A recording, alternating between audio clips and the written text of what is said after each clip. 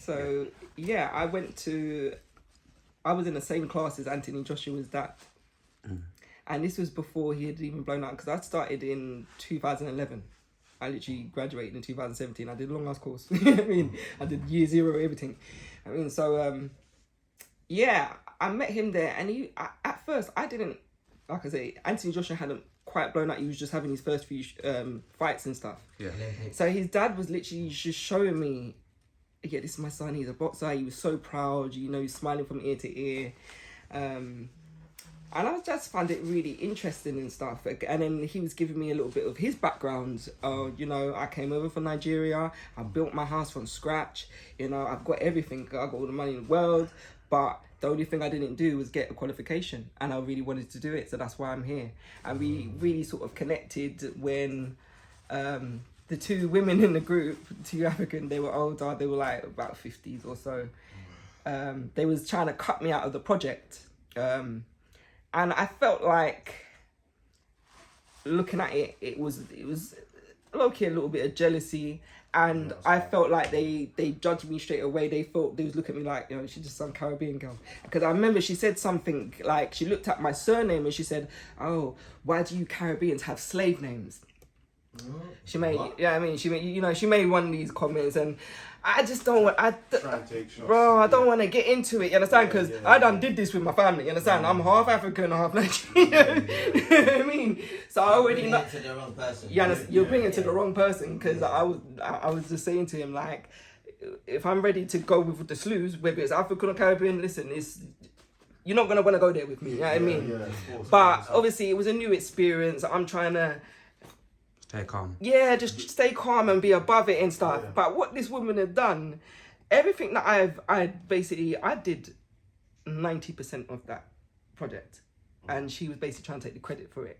And what she had done is basically, when it was my time to speak on the PowerPoint, she had taken my whole part out and reworded everything. And put her thing in. Yeah. Understand? So I'm not going to lie, when I'm looking at it on the PowerPoint now, I bugged out now. Yeah, like I was ready. No, she's messing your stuff up. I know what she's done, because she's tried to be rude at the time, like, you know, like, oh, who cares? Like, you know what I mean? Like that. And I just saw red. I went to jump over the table and tackle her. I was ready to go. In the courtroom, the one that jumped over for the judge. Literally, I was ready to, you know what I mean? You know what I mean? I was ready to go on one. You need the coursework is. But do you know who brought me out? It was the lecturer brought me out. And we called him Joshua. It was Anthony Joshua's dad who brought me out. He was like, listen, I saw how they was treating you, and it's not good. Like, you're really good at what you do. He spoke so many, like, you spoke life into me and stuff. He's like, you're really good at this. He's like, me? You know why I'm here. He's like, I don't need it. You know what I mean? Really? You understand? I'm here just to accomplish that qualification. But I can see, like, how you are. You're very good with the people and stuff like that. He said, listen, don't stop. And he's really like, and it made me feel kind of good as well. Like, because once I saw Anthony Joshua was blowing up, and I was like, raw. You know what I mean? I was noticing, like, oh my gosh, he was sort of like one of those angels in that moment where I was about to do something stupid and revert back into the old me. And he spoke life into me, and he made me realize, like, yo, these people don't matter. You understand? Because listen, we're graduating next week and that. Listen, let's just knock it out. You're going to kill it. And I did the best in that. Literally, I ended up distinction, everything. And then they ended up getting some foolish mark. They didn't like that. They didn't even pass in the end. They didn't even graduate. Imagine that. Well, it shows you their character, doesn't it? You see life. So all these things, like those little hold on, let's fucking shit on them quickly. Why, they didn't graduate? I know it. You know what I mean? And the person he's looking down on, slave Caribbean me. That's how life works. That's how, you know what I mean? And to be honest, how old were they? Sorry, how old was Auntie? They was in their 50s. Fuck them, man. Move on. I ain't gonna lie, move on. And it's like, she would always try to cut me off and like, I'm the head of the church choir, and that's why I should be the best person to do this. You know what I mean? I was just like, no, man. And me being me, nobody want to hear about your choir. Like, I mean, like, to be fair, The only reason why, obviously, for a second I'll go a little bit childish, simply because obviously, like, us lot where we come from, all of us, obviously, like what we said, not every black person is black, but originally where we come from, usually people tell us to have respect for the aunties, but vice versa, aunties should be showing nice us love. to me. The aunties were Caribbean, nice to me. black, And they I'm should not be gonna showing lie, us love and actually, you get me, like, welcome. after all the smoke sort of died down and everything, and I didn't want to be her ass no more. Yeah. I had a real conversation with her, and I said to her, listen, I said, auntie, I said, you're judging me over my name. Do you know I'm half African, just like you? I said, auntie, don't do that. You understand? Because I come here to learn. I come from a different space, and yeah, I did come from a different place, but I'm here to actually do better my life and stuff. So you shouldn't treat me like that. You understand? And she felt bad. I'm not gonna lie. The same way she felt bad. Came here looking for a better life as Because well. of the struggle. Because they left back home to come here to Yeah. look for a better Can I even tell you why it's so crazy? They know the struggle too. They know the struggle. You know, sometimes human beings make me laugh. Don't kick someone when Because you're down, you know what I mean? sometimes human beings make me laugh once again because, like, even what you just said there, like you said to her, auntie, I'm half African. Pre this, with you saying even you're half African, again, maybe I'm wrong, whatever. I swear people say all of us anywhere We're originated African. from African We are anywhere in the African. first place. So she shouldn't have been moving like that anyway. But you know what it is? I felt so, like, she was making me feel so mad. I was like, yo, auntie, Yeah. I'm Nigerian, you know? You understand? Like, my yeah. dad is Nigerian. You understand? Like, bro, don't do that. You understand? But she looked at my name because, yeah, I got my mama's name. I was raised by my mama. Of course I got her name. You understand? My dad kicked out. You understand? So there's a lot of stereotypes and stuff. Like, I was raised to believe that African people, they're family people, they raise their kids. You understand what I'm saying? So going through that, I was like, yo, I didn't get that from my dad. Do you know what I mean? I did sort of patch up and meet him later when I was like 14 and that, and it didn't really go to plan. He couldn't really be a dad to me. I'm not gonna lie. And it just got to, I was like, you know, I don't really need you to be a dad now. He was just parted. Last time I hit him up, I hit him up on IG. He was like, "What do you want?" That was his attitude, and you know what I mean, he weren't really nice and that. But after a while, once I was like, bro, I ain't done shit to you. You know what I mean? I was just born. You know what I'm saying? Then he calmed down. He was like, "Oh, how are you?" And then he was fine and that. Do you know what I mean? But yeah, like that. Going back to your question, uni and how it all ties in being African, and do you know what I mean? It can be rough, but you know what? You get through it. How many people in your family graduated? None. Tell them. Sorry, to ask you a good question, yeah? No siblings, no man. So obviously, It's fine from for your that one. experience, yeah? Come on. From your experience, yeah? You talk about, like, obviously, like, how, in a way, you felt. But did you find it very kind of, how can I even word this?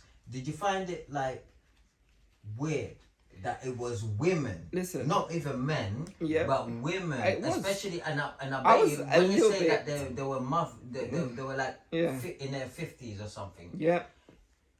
I was sure disheartened. There must have been. I was there must have been- disheartened. I don't know them, Yeah. but some of them probably were mothers. Yeah, no, Already. definitely, for sure. So then you probably found it a bit weird that it's coming from a woman's perspective, Oh, the looking woman, down on you, Like, because me personally, because of your name. I always sort of, I have this mothering, I got this mothering trait. Like, if females come around me, I always want to look after them. Embrace them. That's me.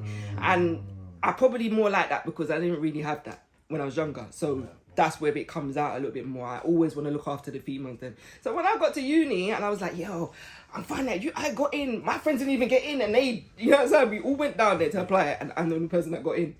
That's crazy. And I got here, and now I'm getting shitted on by people that is the same as me. You know what I'm saying? I was like, yo, what is this? I'm not gonna lie. But you learn so many different things, even about uni. Like I say, like, you get there and you realise it's all the same. It's all the same, like, in what way? Which way? Like, The people, the mentality, the vibe. the people, the mentality, the vibe, everything. You understand? Like, Yeah. I think about some of the situations that I was in, Yeah. like just living in the hood, whatever. You be around a lot of stuff, whether it's drugs, this, that, whatever. You understand? Yeah. You're in the mad circumstances. You get to uni, and you're seeing people that have money, and they're still taking drugs. You know what I'm saying? Like, they're still doing the same shit. You know, they're still doing the same stuff. Yeah. You get me? But it's only that class that is being judged for doing those things. You understand? So I'm not gonna lie, I got there and I felt like I was right at home anyway. I was like, yo, this is the same shit. This ain't like this isn't different. You know what I'm saying? Even though I was there to better my life, and you understand, like the uni I went to and the type of course I was doing, because I was doing events management, they sort of prep you to be a business owner. They don't prep you to work for other people. You know what I mean? Yeah. So I always had that in my mind. Like I opened an events company in 2017. I graduated, opened an events company, started doing my own shows and that, and putting other artists on and that type of thing, which was a different area for me. I didn't know that I wanted to do events management. It just made sense for me to do events management because I'm already doing music. I said, okay, cool. Do you know what? I could tie this in a little bit more. I did business law. I did computer science. I did accounting and finance. So I did so many aspects that sort of build my character. Yeah. It built out my character to go into the big wide world and say, "Rah, And you know also- what? I've learned some." Yeah, so to even cut you, and also the skills that you've learned, a lot of them have came in handy, like in your journey. Literally, I got Me there. probably listening to that, yeah, they came in I handy felt like in I your did journey. it all. Like I knew what I was doing. It was easy. It was not difficult for me. Yeah. And my dissertation that was like what 16,000 words, and I sat down, did the whole thing, passed with flying colours. Like don't know how I did it. Now, honestly, I just want to say, big up yourself. I want to say, honestly, congratulations, man. You get me? Like, to be fair, even within my family, like, only one person graduated, my older brother upstairs, innit? You get me? Obviously, like, my sisters, my other brother, whatever, maybe they didn't want to go because she was studying. They just wanted to start working early, basically, you get me? Yeah. But obviously, you see the pride from my mum and my dad. Obviously, they went on his graduation because at least we got that one from the family. So even when you said you was the only one in your family to graduate, it's like, but you all like it's the man. family thing. Like, you understand? man. If you win, I win. You understand? We win. If I do it, we're all doing it. Literally. You get what I'm trying to say? Done it, we're all there. You get me? And I wanna get a little bit serious. Not sometimes I don't like, you know. Serious, but yeah. Sometimes I never know why I drop questions like this, yeah. But no, to just go on a different side, yeah. In terms of like, obviously me, yeah. Aslok here behind the camera, obviously listening to you, like, and obviously understanding you a little bit more and some of the things you told us. Like, obviously I had a conversation with you, like I said earlier, like off camera, innit? You see what you said in terms of leaving home when you was 11 years old, yeah? Like, obviously, how important was that part of, like, how important when you left home at 11 years old, yeah? How important was that period of your life in terms of, like, building your character, in terms of, like, the person that you are now? You understand? It's very important. Talk to us, Like man. in so many different ways. Like Yeah. obviously it's a double-edged sword, yeah, because I had to learn it all by myself. I didn't have my mum telling me, yeah, do it this way, do it that way, don't do this, don't. I had to figure it out. I made the mistakes. Trust me, I made the mistakes and had to figure out, okay, don't do that again. And I had to be my own mum in a sense. And that's not to shit on my mum. I love my mum now. We got a great relationship now. It took a minute for us to get there. However, I was out in the streets. So, And it built my character in a way of like, listen, I could live anywhere. I'm not gonna lie to you, because I've been homeless. Give me like the most minimal things, I'll survive. That's how I feel now. But deep like, it. literally. But deeper, sorry to even cut you, yeah? I'm just trying to get my head around it till now, yeah? You're 11 years old and you're a female. Obviously, as a guy, as a young man as well, it's still really, really bad. But obviously, when you're a female, a young female, I think it's a little bit more risky because of certain reasons, right? You're a bit more vulnerable to a certain degree, right? Yeah. So like, how was like the first few months, or even like the first months, the first few weeks? You're fucking you're fucking 11 years old. Yeah. Bro. First year. You're 11 years old. Yeah. How did you spend your 12th birthday? With not, do you know what I mean? Like, so. Okay, so in the earlier stages, I was between houses, yeah? So she would kick me out a lot. It was like we'd get into something and then like, fuck out the house, yeah, and take your shit too, and don't come back. And then I'll be ready to leave and she'd be like, no, take your shit. And these times now, we've just moved to West London. I'm from South London. All I was thinking, like, how the fuck am I going to get back to South London? There's bare barriers. What am I doing? You know what I mean? Yeah. But I'm a pickney, you understand? I literally got on the Silver Link with 3 big bin liners full of clothes. I was sitting there sobbing my eyes out. The ticket man comes, he's like, don't worry, I'm going to tell them to let you through. He didn't even bother me. You know what I'm saying? He was like, listen, I'm going to turn to if you upset. Thank you. I'm walking, going to, now what I did, I said to myself, right, go to Stratford, because my godmother lives down there. Yeah, and back then you could get the Silverlink, it was called, from Gunnersbury to Stratford. So I said, boom, go get it to Maryland, it's open, you can come out. Yeah, Maryland was free. You get it? Was free. You understand? Out, man. So because I was out on the roads from early, I knew these things. You understand? Like, bro, if I was a sheltered kid, I wouldn't have known these things. I wouldn't have used my common sense and said, right, you know what, you could go through here and maybe, but I was a kid anyway. Of course, they was gonna let me through. I'm walking to my godmother's. I got all these old perverts like, yeah, where you going? You know, when you come with me? And I'm like, fuck off. I'm like, leave me alone. I was very very strong-minded even as a kid. You couldn't get me in no foolishness. I'm not gonna lie. And I've seen it all. I've seen people offer me the world of drugs. I don't take class out. Never taken class A. That's not my thing. You get it? But I've been very strong-minded in that sense. And at the sense, when I was at that age and I kind of left home, I went to school with another girl called Chantel, mixed race girl. We ended up sort of like bench and batty, just rolling together. And she was like in and out of care. She was in and out of hostels. But she was one girl, she had the system down packed. Couldn't tell her about nothing. She showed me about how to get things like how to get flat, how to get hostel and that. Yeah? She showed me about caseworkers. She showed me about this, she showed me about that. And she was scary. I was like, I was the one that was sort of like, keeping her out of trouble all the time, but because I was a bit of a hothead and I could fight, she used to get into stuff and think I was always gonna get her back in all them things. Now I think I mentioned it a little bit before. We used to run cards together. We was two bad breed girls running up people's cards. You was cutting through, doing whatever you had to do to survive. Literally, you know was young. You know was young. You know was outside. And she was very much into drugs. She would take a lot of like pills. She'll pop about 30. You understand? And be walking up and down, go toilet. I need water. She was very, like, she was into everything. You get me? So I was the person that, most of the time, I tried to keep her out of trouble, keep her on the straight and narrow. And then eventually she stole from me, which always happens with people that are running cards and that type of stuff, eventually, because it's easy money, it's not your money, and eventually you end up ripping off each other. Me, I've always been sort of like a very...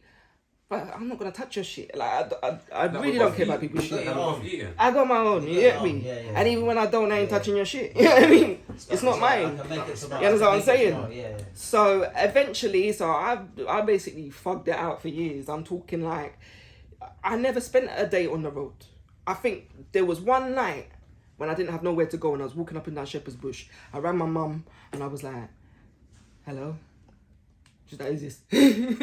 I was like, "Mum." I was like, "Can I come home?" She just kissed her teeth, hang up the phone. Kissed her teeth, hang up the phone, yeah. I swear to God, I never asked to go back home after that day. And I was like, yeah, cool, fuck it. And it's me.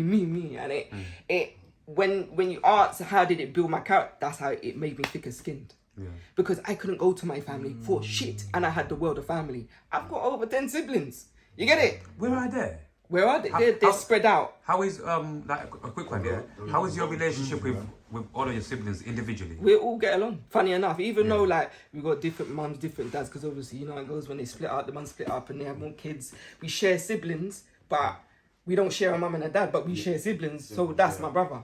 I'd see them. Like I know all my siblings. It's not even a thing where there's bare siblings and we don't know one. No, we know who our siblings are. If I see them, like one of them used to work in like Victoria and that, on the gates and I'm like, where you going, sis? Like, where you going in them clothes there? Nah, go back home, you understand? Just that type of bants and that. But it's always been love with the kids. Yeah, that's my sister, whatever. The parents not so much. They beefed over the years and whatever. And nah, you ain't going to see that. You ain't going to... It's been that. But the kids have always been cool. I don't know why it's been that. It's weird. But I think is that so? Majority of them, are they like on your African side or your? No. Okay. So when I say my dad's Nigerian, my mum's Bayesian. I'm the only one with a different dad. Yeah, and I'm the eldest. And then I've got a sister and 2 brothers from my mum. And she had them with a Jamaican man. My stepdad, he's the one that was sort of domestic, like for a year. He was in a DV situation for years, and he was doing a lot, breaking limbs, breaking arms, breaking noses, and I had to stand on beds just to dress my mum, all them type of things there, do you know what I mean? Can I have a quick question, yeah?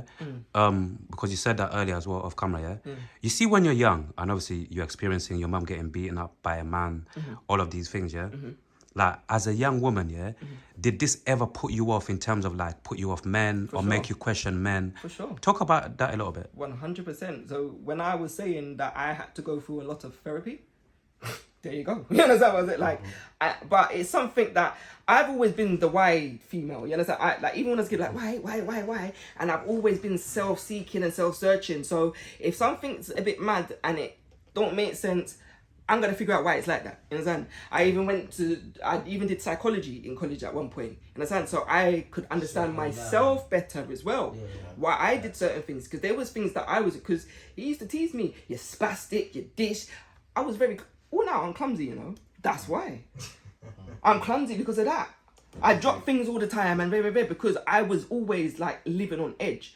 And I didn't know when I was going to be called a spastic, or he telling me, I can't wait till your dad comes and picks you up and leaves you with your mum and the kids. He would say stuff, he would put it in my head, I don't like you because you're not my child.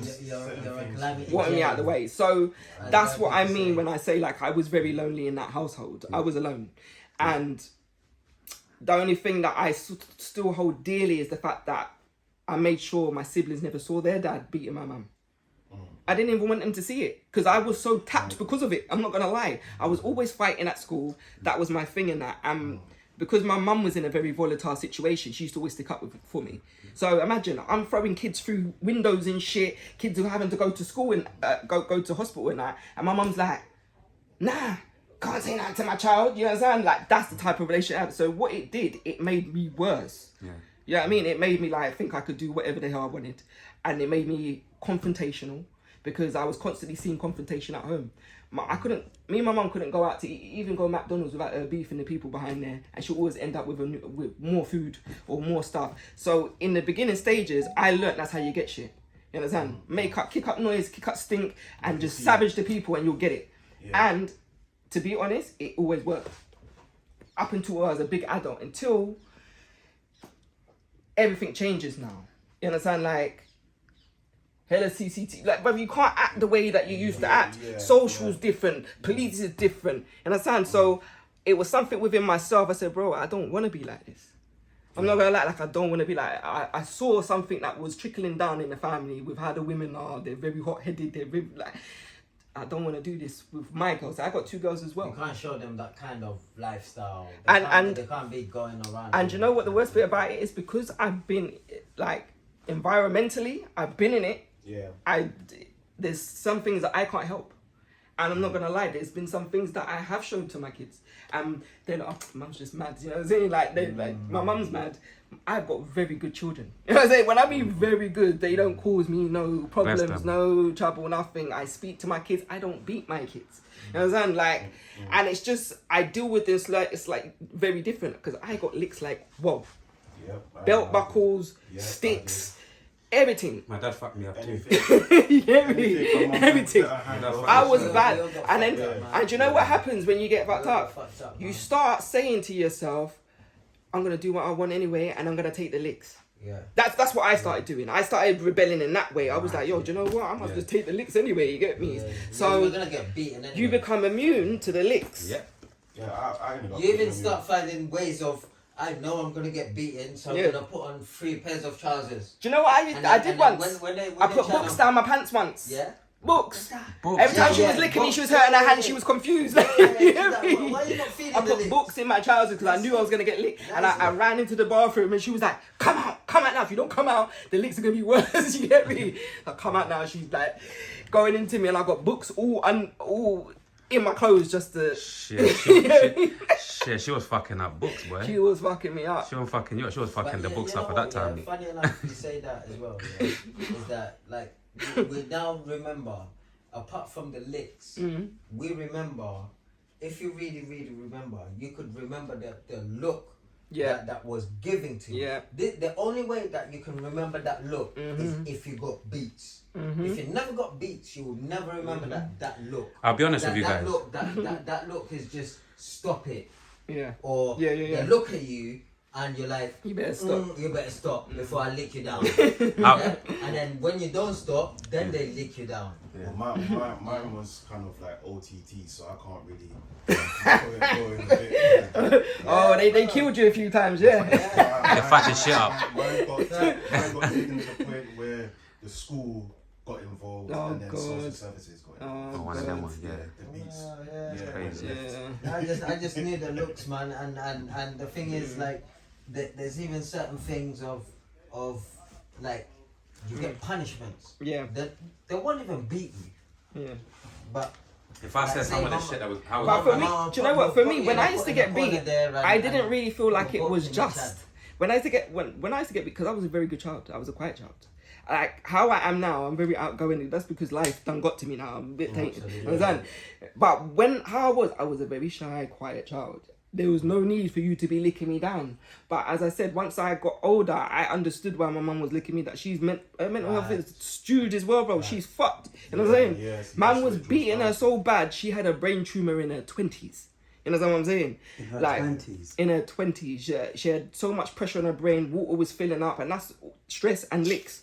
That's what does that. You know when they say stress will kill you, it's not a lie. Yeah. And it wasn't until I had a breakdown in my 20s over everything because imagine all through my teens, I thought how I was living was normal. Like, yo, everybody's living like this. You get me? You feel invisible. You understand? Yeah, And it wasn't until I went around some normal people and they said, "Wow, really?" Like, and they treat me like, "Raw, that's deep." And I'm like, I'm looking at them and I'm confused. So then when the penny actually dropped, I had a whole breakdown because I was like, shit, like what happened in it? Like, and it was mad. You understand? It was mad to the point where actually in 2004, I took an overdose.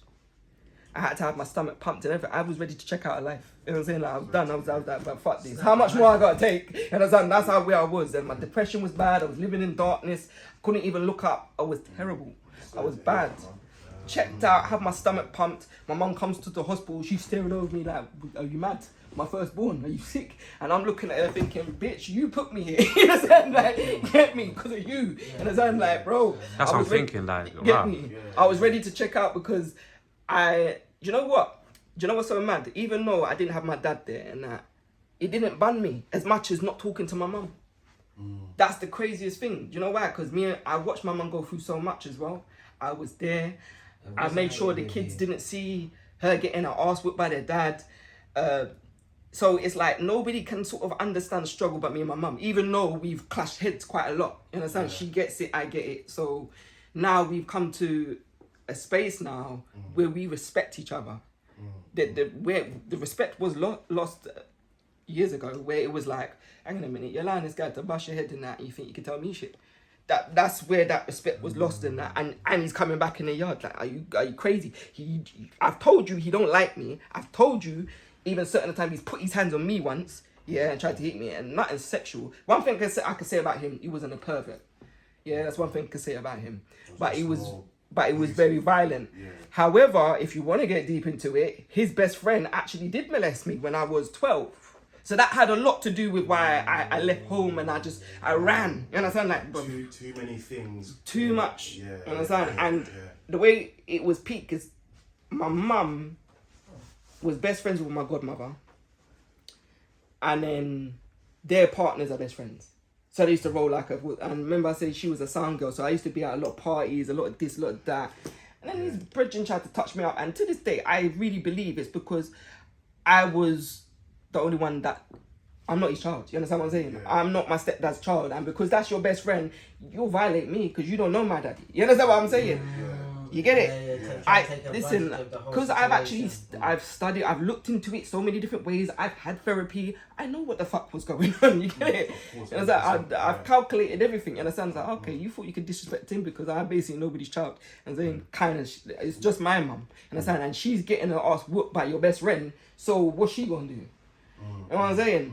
And he never like raped me or nothing. He just tried to touch me up in that on some weirdo shit. And as I said, I was a very quiet child, very shy and stuff. But at this point, I knew what he was doing was wrong. I said, him, fuck off, stop touching me, you weirdo. Like, and this guy is trying to pull me by my leg, yeah, into the bathroom. My trousers coming down. He was about to do whatever he was gonna do, but I imagine this is his son's birthday party, yeah, little kids. Wow. And you know, like usually at parties, you've got a coat room. Yeah. My mum's come upstairs into this coat room and she's looking for something. And before I could turn around, this man's gone. He just fucked up downstairs. That nigga sounded like a demon. So I come out, I tell my mum straight away. Yeah. So that's one thing about my mum. As much as our relationship was what it was, I never had a problem telling my mum anything. That's the weirdest thing. Yeah. We was very close. I love me so much, you know what I mean? And we probably, like, we had the closer relationship out of all my siblings, even though we've been through what we've been through. I think it's because we've been through what we've been through. Yeah. That's why you can. We're right here with each other. It's like you both have been through like your own separate trauma, but you find a way to kind of relate through that. Yeah. In a way, you get what I'm trying to say? Yeah, exactly.